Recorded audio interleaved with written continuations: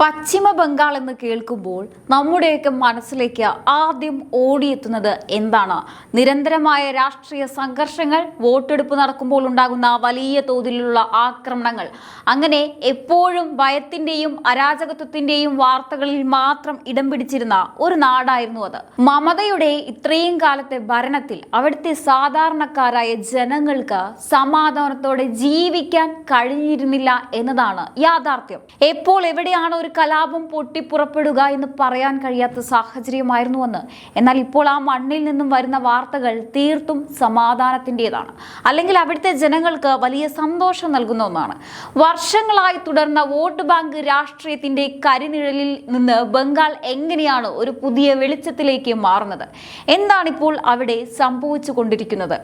നമുക്ക് നോക്കാം. ഈ മാറ്റത്തിന്റെ ആഴങ്ങളിലേക്ക് പോകുന്നതിന് മുമ്പ് ബംഗാൾ എന്തുകൊണ്ട് ഇത്രയും കാലം അശാന്തമായി കിടന്നു എന്ന് മനസ്സിലാക്കണം.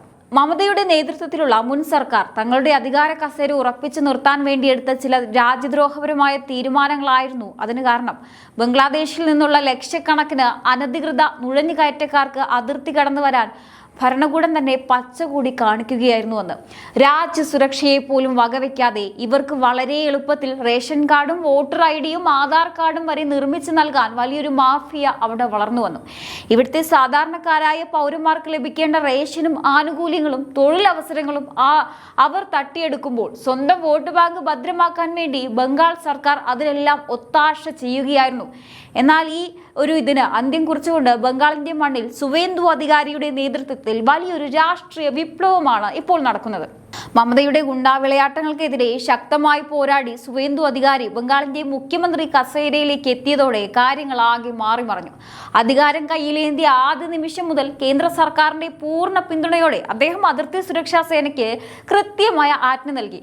ഇതിന്റെ ആകെ തുകയാണ് ഇന്ന് ബംഗാളിൽ നിന്നും കേൾക്കുന്ന ആ സന്തോഷ വാർത്ത. ഒരൊറ്റ നീക്കം കൊണ്ട് 10,000-ഓളം വരുന്ന അനധികൃത ബംഗ്ലാദേശി നുഴഞ്ഞുകയറ്റക്കാരെയാണ് നമ്മുടെ അതിർത്തി സുരക്ഷാ സേന ഔദ്യോഗികമായി പിടികൂടി ബംഗാളിന്റെ മണ്ണിൽ നിന്നും കഴുത്തിന് പിടിച്ച് തുരത്തി ഓടിച്ചത്. വോട്ടിന് വേണ്ടി രാജ്യത്തെ പണയപ്പെടുത്തിയ പഴയ സർക്കാരിന്റെ തട്ടകത്തിൽ വെച്ച് തന്നെ സുവേന്ദു അധികാരിയും BJP നടത്തിയ വലിയ ശുദ്ധീകരണ പ്രക്രിയ ഇന്ത്യൻ ചരിത്രത്തിലെ ഏറ്റവും വലിയൊരു നാഴികക്കല്ലാവും. പക്ഷേ ഈ മാസ് ഓപ്പറേഷന് പിന്നിൽ കൃത്യമായ ഒരു മാസ്റ്റർ പ്ലാൻ ഉണ്ടായിരുന്നു എന്ന് മറക്കരുത്. ഡൽഹിയിലെ ചാണക്യനായ ആഭ്യന്തരമന്ത്രി അമിത്ഷായും പ്രധാനമന്ത്രി നരേന്ദ്രമോദിയും ചേർന്നൊരുക്കിയ ആ മാസ്റ്റർ പ്ലാനിന്റെ നെടുന്തൂണാണ് ഇന്ന് ബംഗാളിലെ ഈ പുതിയ ഡബിൾ എഞ്ചിൻ സർക്കാർ.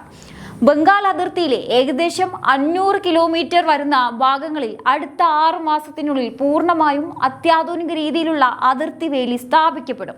ഇതിലൂടെ പുതിയ നുഴഞ്ഞുകയറ്റങ്ങളുടെ വഴി പൂർണ്ണമായും അടയും. അതോടൊപ്പം തന്നെ രാജ്യത്തിനുള്ളിൽ ഇതിനകം നുഴഞ്ഞുകയറി ഒളിച്ചു താമസിക്കുന്ന കുടിയേറ്റക്കാരെ കണ്ടെത്താൻ അമിത്ഷായുടെ മാസ്റ്റർ പ്ലാൻ അത്യാധുനിക ഹോൾഡിംഗ് സെന്ററുകൾ സ്ഥാപിച്ചു കഴിഞ്ഞു. ഭാരതത്തിന്റെ 1 ഇഞ്ച് മണ്ണിൽ പോലും അനധികൃതമായി ആരെയും തുടരാൻ അനുവദിക്കില്ലെന്ന മോദി സർക്കാരിന്റെ വിട്ടുവീഴ്ചയില്ലാത്ത നയത്തിന്റെ വിജയമാണിത്.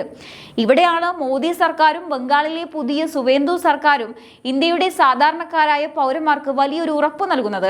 നമ്മുടെ നാട്ടിലെ ജയിലുകളിലും ക്യാമ്പുകളിലും കഴിയുന്ന നുഴഞ്ഞുകയറ്റക്കാർക്ക് ഇവിടുത്തെ സാധാരണക്കാരന്റെ നികുതി പണം ഉപയോഗിച്ച് സൗജന്യ ഭക്ഷണവും മരുന്നും നൽകാൻ ഈ സർക്കാർ തയ്യാറല്ല. ആ ക്യാമ്പുകൾക്കായി മാറ്റിവെക്കുന്ന തുക രാജ്യത്തെ ലക്ഷക്കണക്കിന് പാവപ്പെട്ടവർക്ക് ആഹാരം നൽകുന്ന വലിയ ക്ഷേമ പദ്ധതികൾക്കായി ഉപയോഗിക്കാനാണ് സർക്കാർ തീരുമാനം. ഇന്ത്യയിലെ യഥാർത്ഥ പൗരന്മാർ പൂർണ്ണ സുരക്ഷിതമായിരിക്കുമ്പോൾ തന്നെ രാജ്യദ്രോഹം നടത്തുന്ന നുഴഞ്ഞുകയറ്റക്കാർക്ക് ഇവിടെ സ്ഥാനമുണ്ടാകില്ല. കേന്ദ്ര സർക്കാരിന്റെയും BJPയുടെയും ഈ കർശനമായ മുന്നറിയിപ്പുകൾ വന്നതോടെ പിടിക്കപ്പെടുമെന്ന് ഭയന്ന് പല അനധികൃത കുടിയേറ്റക്കാരും അതിർത്തി വഴി സ്വമേധയാ ബംഗ്ലാദേശിലേക്ക് തിരികെ ഓടിപ്പോകാൻ തുടങ്ങിയിരിക്കുകയാണ്.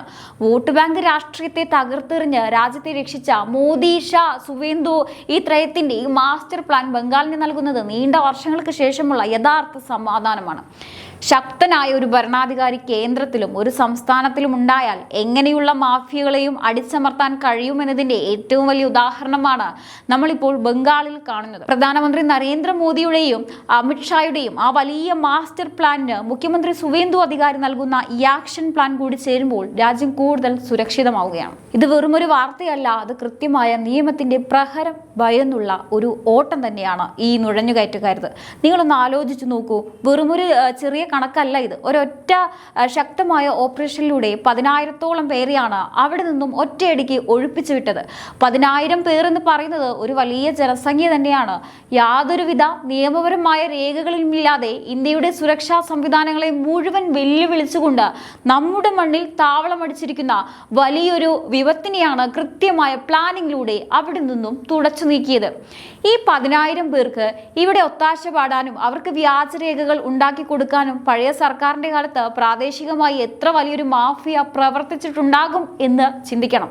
വോട്ട് ബാങ്ക് സുരക്ഷിതമാക്കാൻ വേണ്ടി നടന്ന ആ അണിയറ നീക്കങ്ങൾക്കെല്ലാം മുകളിലാണ് ഇപ്പോൾ സുവേന്ദു അധികാരി സർക്കാർ കനത്ത പ്രഹരം ഏൽപ്പിച്ചിരിക്കുന്നത്. ഈ 10,000 പേരെ തുരത്തിയ നടപടി ഒരു തുടക്കം മാത്രമാണ്. ഇത്രയും കാലം യാതൊരു ഭയവുമില്ലാതെ ഇവിടെ കഴിഞ്ഞുകൂടിയവർക്കിടയിലേക്ക് ഇനി ഈ കളി ബംഗാളിൽ നടപ്പില്ല എന്ന കൃത്യമായ സന്ദേശമാണ് ഈ ഓപ്പറേഷനിലൂടെ ഭരണകൂടം നൽകുന്നത്. നിയമം അതിന്റെ എല്ലാ ശക്തിയോടും കൂടി അതിർത്തികളിൽ നടപ്പിലാക്കുമ്പോൾ വോട്ട് ബാങ്ക് രാഷ്ട്രീയത്തിന്റെ പേരിൽ നാളിതുവരെ രാജ്യം നേരിട്ട വലിയൊരു സുരക്ഷാ ഭീഷണിയാണ് ഇല്ലാതാകുന്നത്. ഈ 10,000 പേർക്കെതിരെ എടുത്ത വിട്ടുവീഴ്ചയില്ലാത്ത കടുത്ത നടപടി കണ്ടതുകൊണ്ടാണ് പിടി വീഴുമെന്ന് ഉറപ്പായതോടെ മറ്റുള്ളവർ ഇപ്പോൾ അതിർത്തികൾ വഴി സ്വമേധയാ തിരികെ ബംഗ്ലാദേശിലേക്ക് ഓടാൻ തുടങ്ങിയത്. വരും ദിവസങ്ങളിൽ ഈ ശുദ്ധീകരണ പ്രക്രിയ കൂടുതൽ ശക്തമായി മുന്നോട്ട് പോകുമെന്ന കാര്യത്തിൽ യാതൊരു സംശയവുമില്ല. അതുകൊണ്ട് മനസ്സിലാക്കേണ്ടത് ഒന്നു മാത്രം, ഈ 10,000 പേരെ ഒഴിപ്പിച്ചു വിട്ടത് വെറുമൊരു അവസാനമല്ല. ഇത് ഭാരതത്തിന്റെ സുരക്ഷാ ചരിത്രത്തിലെ ഒരു തുടക്കം മാത്രമാണ്. വർഷങ്ങളായി അതിർത്തികൾ പണയപ്പെടുത്തി വോട്ട് ബാങ്ക് രാഷ്ട്രീയം കളിച്ച മാഫിയകളുടെ കോട്ടകളാണ് ഈ ഒരൊറ്റ നീക്കം കൊണ്ട് തകർന്നു വീണത്. കേന്ദ്ര സർക്കാരിന്റെയും ബംഗാളിലെ സുവേന്ദു സർക്കാരിന്റെയും ഈ കർശനമായ നിലപാട് രാജ്യദ്രോഹികൾക്കുള്ള കൃത്യമായ മുന്നറിയിപ്പ് തന്നെയാണ്. ഇതിനെ വെറുമൊരു വാർത്തയായി കണ്ട് തള്ളിക്കളയരുത്. ഇതിന് പിന്നിൽ വലിയൊരു സുരക്ഷാ പാഠമുണ്ട്. ഇത്രയും കാലം നമ്മുടെ ആഭ്യന്തര സുരക്ഷ നേരിട്ട ഏറ്റവും വലിയ വെല്ലുവിളികൾക്കാണ് ഇപ്പോൾ ഒരു ശാശ്വത പരിഹാരം കാണാൻ ആരംഭിച്ചത്. നിയമവിരുദ്ധമായി രാജ്യത്തേക്ക് കടക്കുന്നവർക്ക് ഇവിടെ യാതൊരുവിധ രാഷ്ട്രീയ സംരക്ഷണവും ലഭിക്കില്ലെന്ന പുതിയൊരു ഭരണഘടനാപരമായ സന്ദേശമാണ് ഇതിലൂടെ വ്യക്തമാകുന്നത്. വോട്ട് ബാങ്ക് രാഷ്ട്രീയത്തിന്റെ ആ പഴയ അധ്യായങ്ങൾ പൂർണ്ണമായും അടഞ്ഞു കഴിഞ്ഞു എന്ന് കൃത്യമായി ബോധ്യപ്പെടുത്താൻ ഈ നടപടിക്ക് സാധിച്ചിട്ടുണ്ട്. അതുകൊണ്ട് തന്നെ ലക്ഷക്കണക്കിന് ആളുകൾ അശാന്തിയിൽ കഴിഞ്ഞിരുന്ന ഒരു മണ്ണിൽ നിന്ന് ഇന്ന് പുറത്തു വരുന്ന ഈ വാർത്തകൾ രാജ്യത്തിന്റെ നിയമവാഴ്ച എത്രത്തോളം ശക്തമാണെന്ന് ബോധ്യപ്പെടുത്തുന്ന ഒന്നാണ്. ഇത് കേവലം ഒരു താൽക്കാലിക നടപടിയല്ല, മറിച്ച് ഇന്ത്യയുടെ അതിർത്തികളെയും ആഭ്യന്തര സുരക്ഷയെയും എന്നേക്കുമായി സംരക്ഷിക്കാനുള്ള ഒരു വലിയ ദൗത്യത്തിന്റെ ആദ്യപടിയാണ്. ഞാൻ നേരത്തെ പറഞ്ഞതുപോലെ വോട്ട് ബാങ്ക് രാഷ്ട്രീയത്തിന്റെ വേരർത്തുകൊണ്ട് രാജ്യം നടത്തുന്ന ഈ വലിയ മാറ്റം ഇത് വെറുമൊരു തുടക്കം മാത്രമാണ്. എന്തായാലും ബംഗാളിലെ ഈ ഒരു ഓപ്പറേഷനെ നിങ്ങൾ എങ്ങനെയാണ് നോക്കിക്കാണുന്നത്? തീർച്ചയായിട്ടും നിങ്ങളുടെ അഭിപ്രായങ്ങൾ താഴെ കമന്റ് ബോക്സിൽ രേഖപ്പെടുത്തുക. മറ്റൊരു വിഷയമായി വീണ്ടും കാണാം. നന്ദി.